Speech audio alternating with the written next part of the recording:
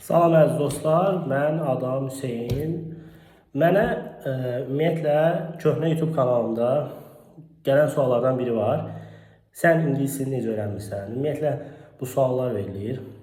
Mən ümumiyyətlə bu suala tam səmimi və tam dürüst şəkildə cavab verəcəm. Çalışdığım qədər qısa edəcəm. Ümumiyyətlə mən dili necə öyrənmişəm? Buna bağlı açıq danışacağım. Sıfırdan başlayanda necə öyrənmişəm? Bəziləri kimi hop, job etməyə xoşlamıram.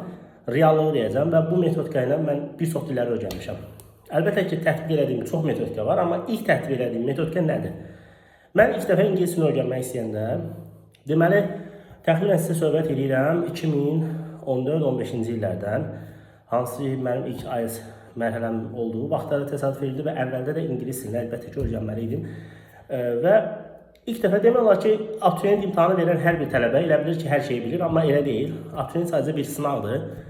Və ilk dəfə idi, yay aylarına təsadüf edirdi. Və universitetə girmişəm, artıq ikinci kursa keçmişəm.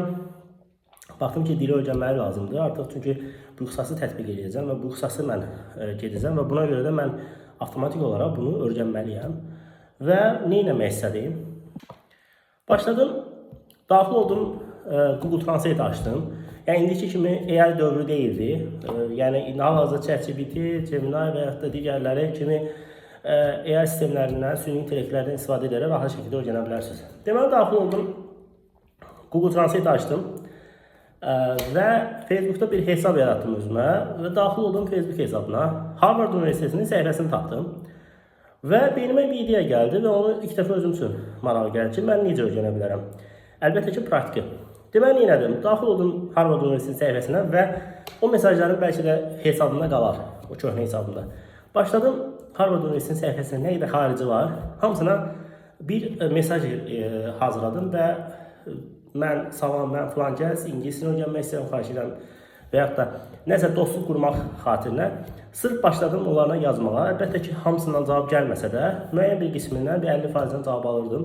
Və başlayırdım hər gün, deyərdim ki, 6-7 saat ancaq yazışaraq, yəni açıq deyirəm ki, çox sadə sözləri belə bilmirdim.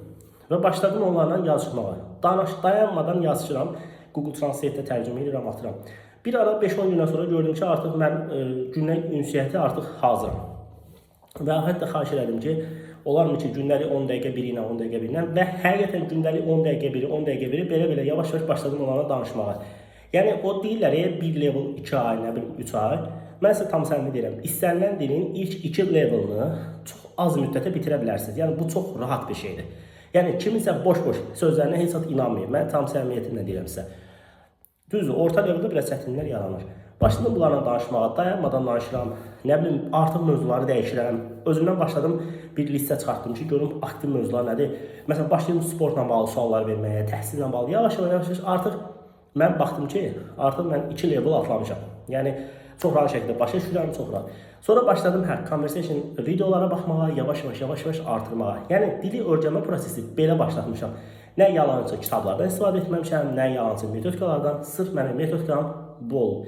İlk dəfə dili öyrənmək istəyənlər, İspan, İtalyan, Fransız, Alman, Polyak, istənilən dili öyrənmək üçün bu metodikanı sınayın həqiqətən də, çünki aktiv metodikadır. Yəni, pasiv metodika deyil. Həm yazırsan, həm danışırsan, həm sözləri aktiv istifadə edirsən. Artıq mən Google Translate-dən sonra bir müddət sonra istifadə eləmədim artıq. Çünki gördüm ki, artıq mən çox səlisliyə doğru özümü apara bilmişəm.